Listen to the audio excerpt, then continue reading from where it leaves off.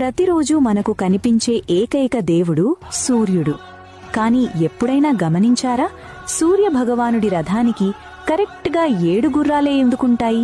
8 ఉండొచ్చు కదా, లేక 10 ఉండొచ్చు కదా? ఎప్పుడైనా ఆలోచించారా? కశ్యప ప్రజాపతి మరియు అదితీదేవికి జన్మించిన వాడే సూర్యుడు. ఆయన ప్రయాణించే రథానికి ఒకే ఒక్క చక్రం ఉంటుంది, అదే కాలచక్రం.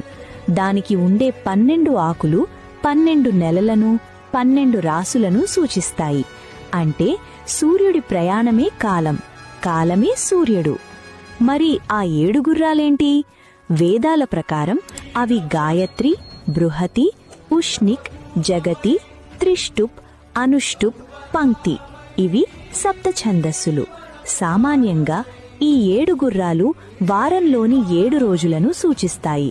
అంటే సూర్యుడు ఏ రోజూ సెలవు తీసుకోడు, కాలం ఆగదు. సూర్యకాంతిలో ఉండే 7 రంగులే ఈ 7 గుర్రాలు. సూర్యుడి రథ సారథి పేరు అనూరుడు. ఉదయం సూర్యుడు రాకముందే ఆకాశం ఎర్రగా మారుతుంది కదా, అదే అనూరుడు. అందుకే సూర్యోదయానికి ముందు ఎరుపు రంగు కనిపిస్తుంది. మన శరీరం కూడా ఒక రథం లాంటిదే. మనలోని 5 ఇంద్రియాలు కళ్ళు, ముక్కు, చెవులు, నాలుక, చర్మం, మనస్సు, బుద్ధి, ఈ 7ంటిని ఆ 7 గుర్రాలతో పోలుస్తారు. వాటిని అదుపులో ఉంచుకొని ప్రయాణం చేయాలి. అప్పుడే మన జీవితం సూర్యుడిలా ప్రకాశిస్తుంది.